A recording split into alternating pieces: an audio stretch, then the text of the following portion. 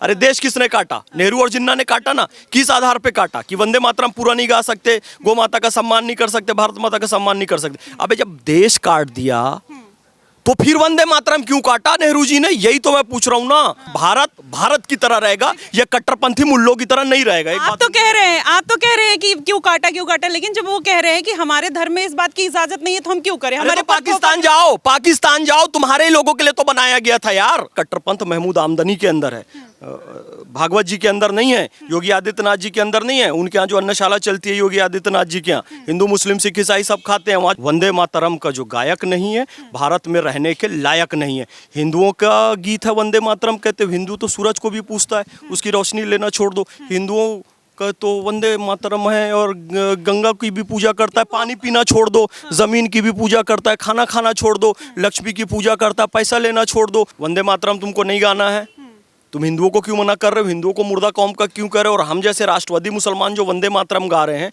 हमको मुर्दा कौम का क्यों कह रहे हो? रहमतुल्लाह सयानी जी को मुर्दा कौम का, वंदे मातरम गाने वाली मुर्दा कौम का भाई क्यों काटेंगे? हमारे देश का वंदे मातरम गीत है, पूरा हम गाएंगे भाई। 1886 में तो रहमतुल्लाह सयानी जी ने पूरा गाया था। सर, जिस तरीके से कुछ लोग कह रहे हैं वंदे मातरम कहेंगे, कुछ लोग कह रहे हैं नहीं कहेंगे, उस पर आप क्या सोचते हैं? भारत माता की जय, जय हिंद, वंदे मातरम। देखिए मैं तो कहता हूँ और आप भी कहती हैं, स्कूल कॉलेज में हम बचपन से वंदे मातरम कहते आ रहे हैं, कभी किसी को कहीं कोई आपत्ति हुई नहीं है।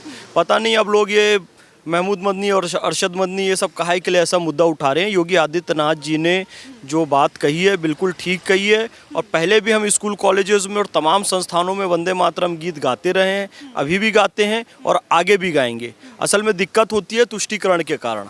तुष्टीकरण क्या हो रहा है? जिन्ना ने कहा कि हमारा पहनावा अलग, हमारा भोजन अलग, हमारी इबादत का तरीका अलग, हिंदुओं से सब कुछ अलग, हम हिंदुओं के साथ नहीं रह सकते, हमको हमारा अलग देश दे दो। जिन्ना को अलग देश दे दिया गया, क्यों? इसी बिना पे ना कि वंदे मातरम नहीं गा सकता, भारत माता की जय नहीं बोल सकता, वो गो हत्या करेगा, गाय की पूजा वो नहीं कर सकता, गाय का सम्मान वो नहीं कर सकता। इन्हीं सब आधार पर पाकिस्तान जब ले लिया गया, देश को काट दिया गया, तो फिर हमारे देश के वंदे मातरम को क्यों काटा गया? भाई जिनको आपत्ति थी वो तो उधर चले गए ना। लेकिन देखिए ये आमदनी गैंग जो है, ये महमूद मदनी, अरशद मदनी, इन्हें मैं मदनी नहीं कहूँगा। क्यों? क्योंकि भाई मदनी हम पैगंबर हज़रत मोहम्मद सल्लल्लाहु अलैहि वसल्लम का नाम है, हमारे नबी का नाम है। ये आमदनी लोग हैं, अपनी आमदनी के लिए वंदे मातरम को बदनाम करें। वंदे मातरम मुर्दा कौम का गीत है कह रहे हैं, यानी बंकिम चंद्र चट्टोपाध्याय जी मुर्दा कौम के हैं, रहमतुल्लाह सयानी जी मुर्दा कौम के हैं। हमारे लाखों लाख स्वतंत्रता संग्राम सेनानी, सन्यासी, फकीर 1763 में जिन्होंने अपने प्राणों का बलिदान दे दिया ओम वंदे मातरम कहकर, वो सब मुर्दा कौम के लोग हैं। अब जो बात जिन्ना ने कही थी 1947 में कि हम अलग हैं हिंदुओं से, तो हमको अलग देश दे दो, वही बात ये महमूद आमदनी कह रहा है। आप उसका स्टेटमेंट सुनना, अभी वायरल है क्या कि भाई हमारी पूजा का इबादत का तरीका अलग, हमारा कपड़ा अलग, हमारा खाना पीना अलग, हमारी तहजीब अलग, और ये जिसको बर्दाश्त नहीं वो देश छोड़कर चला जाए। जिन्ना ने तो कहा हमें अलग देश दे दो, दे दिया। अब ये कह रहा है बाकी बचे हुए लोग देश छोड़कर चले जाओ, यानी कि खाली इस देश में मुसलमान ही रहेंगे। संविधान का अपमान महमूद आमदनी ने किया है। इस देश की अस्मिता का, एकता का, अखंडता का अपमान महमूद आमदनी ने किया है।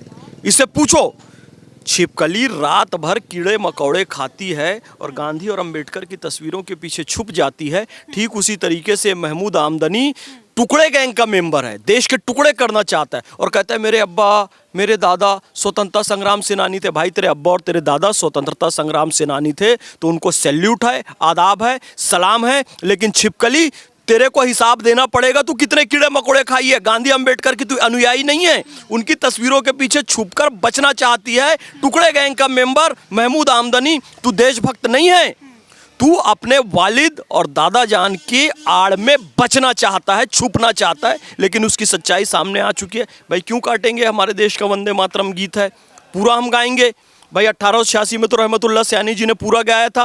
बंग काट दिया गया सर ने, पहले ही क्यों काटा? नेहरू जी ने काटा, तुष्टि। अरे देश किसने काटा? नेहरू और जिन्ना ने काटा ना। किस आधार पे काटा? कि वंदे मातरम पूरा नहीं गा सकते, गौ माता का सम्मान नहीं कर सकते, भारत माता का सम्मान नहीं कर सकते। अबे जब देश काट दिया तो फिर वंदे मातरम क्यों काटा नेहरू जी ने? यही तो मैं पूछ रहा हूं ना।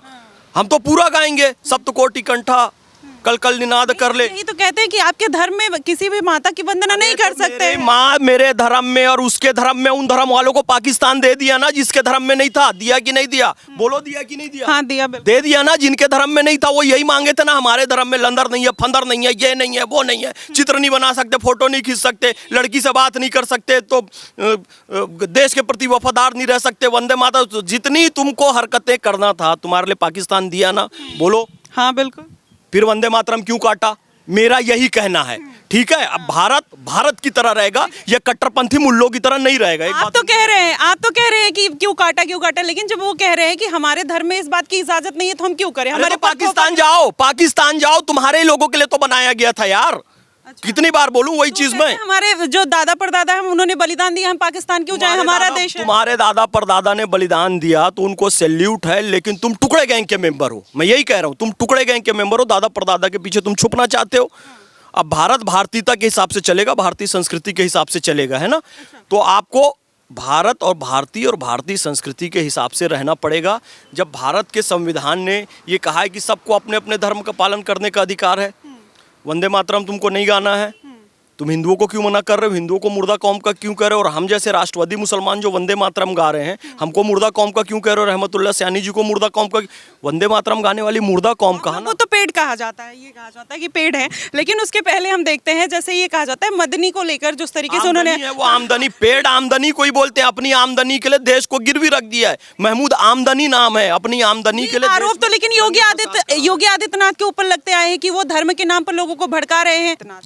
योगी आदित्यनाथ जी संत हैं, हिंदू धर्म के बड़े संत हैं, महंत हैं। संत हृदय नवनीत समाना, कहा कबिन परि कहीं न जाना, निज परिताप द्रवई नवनीता, परदुख द्रवही संत सुपुनीता। कब योगी आदित्यनाथ जी ने कहा कि मुसलमान देश छोड़कर चले जाएं? जो मैं गोरखनाथ मंदिर में पूजा करता हूँ, जो पूजा नहीं करेगा, जिसको ये पूजा पसंद नहीं है, वो भारत छोड़कर चला जाए।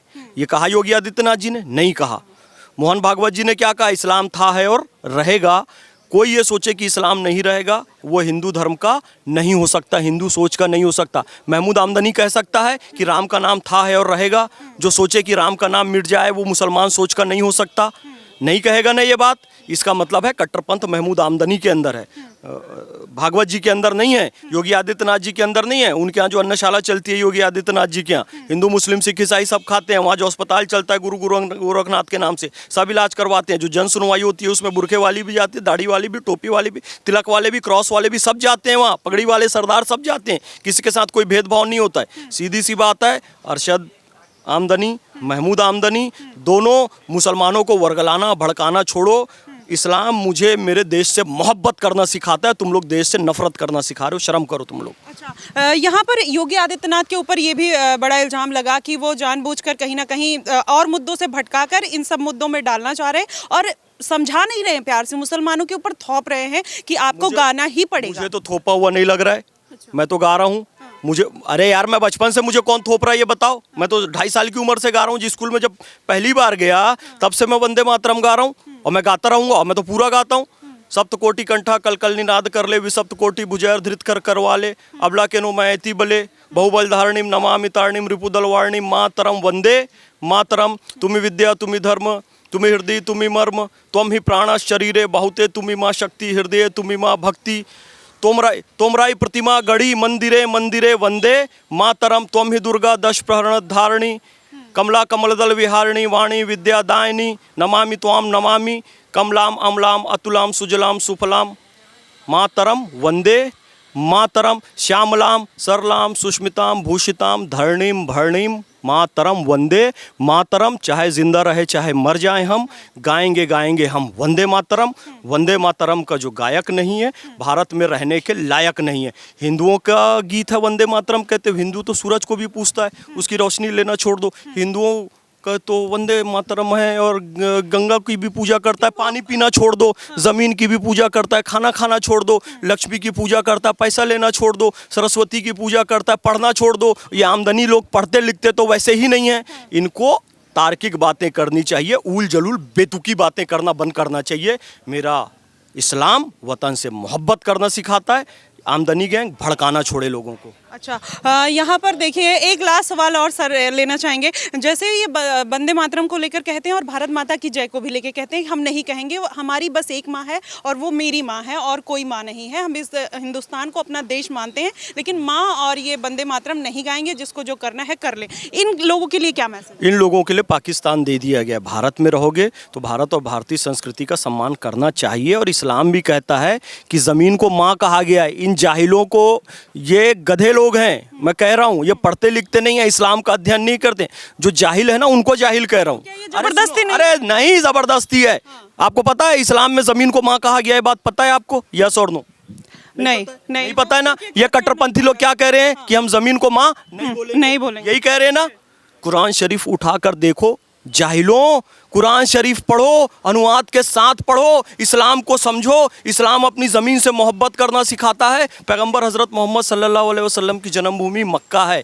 मक्का को उम्मुल कुरा कहा गया है, यानी सभी शहरों की माँ कहा गया है। मक्का को क्या कहा गया? सभी शहरों की माँ कहा गया। पैगंबर हज़रत मोहम्मद सल्लल्लाहु अलैहि वसल्लम की जन्मभूमि को माँ कहा गया कुरान शरीफ में।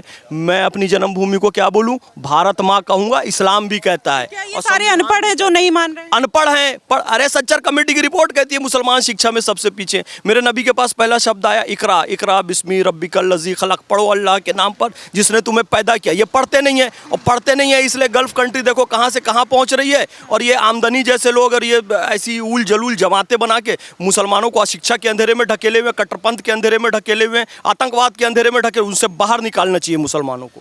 तो देखिए किस तरीके से वंदे मातरम को लेकर फैज़ खान ने एक अपनी राय रखी, लेकिन आप कैसे देखते हैं ये पूरे मुद्दे को लेकर? क्योंकि जिस तरीके से ब्रिटिश शासन से भगाने के लिए, किस तरीके से भारत को एक साथ जोड़ने के लिए ये हिंदू मुस्लिम सिख ईसाई के इतर जिस तरीके से एक आज़ादी का अलग जगाने की कोशिश की गई थी वंदे मातरम के द्वारा, कहीं ना कहीं वो धूमिल पड़ती हुई नजर आई। लेकिन फिलहाल अभी जिस तरीके से एक बार फिर से ये मुद्दा गरमाया हुआ है, किस तरीके से आप पूरे मुद्दे को देखते हैं हमें ज़रूर बताइएगा। फिलहाल के लिए बस इतना ही। देश और दुनिया की तमाम खबरों के लिए हमारे साथ बने रहिएगा द न्यूज़पेपर पे। धन्यवाद।